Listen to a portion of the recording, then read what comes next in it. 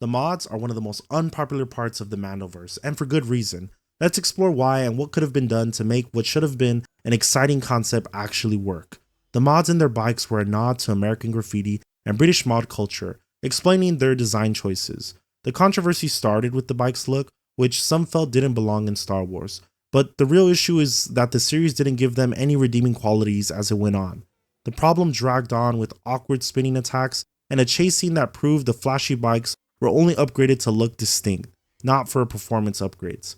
I've excused the chase scene in my head for so long, just writing it off as a wacky moment, but I grew annoyed once I saw Skeleton Crew. In the final, we see kids being chased by pirates while riding speeder bikes.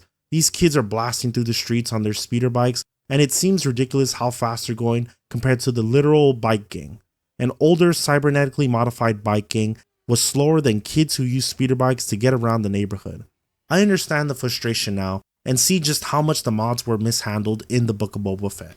They introduced the character called the Modifier, who's adding mods to people, and background characters are sporting these well-designed cybernetic upgrades, but we don't see them much in action during the fight scenes. In the finale, when they're at war with the Pikes, we get no creative mod action. Even though the whole gang and others are helping in the blaster fight, I mean, this is the Spy Kids guy directing this show. Are you telling me he couldn't think of any creative sci-fi, cybernetic abilities to show off in what felt like the longest gunfight?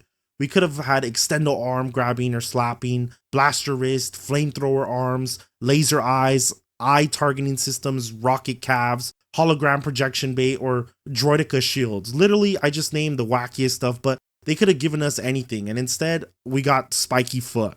I think the only saving grace is the possibilities that come with the modded Cobb Vanth. I have this theory that they could give Cobb Vanth a specialized targeting mod, sort of like Deadeye. Imagine a scene where we see a droid-like targeting Deadeye system locking onto enemies, and then all of a sudden a quick draw and he blasts everyone out of the way. Now, I'm on board with that, because Cobb Vanth is already shown as one of the fastest gunslingers, and mods would just make him an even greater threat. Now, while they failed to execute the mods, I think the idea of highlighting cyborgs was good and something I want to see more of, which we have gotten through Skeleton Crew.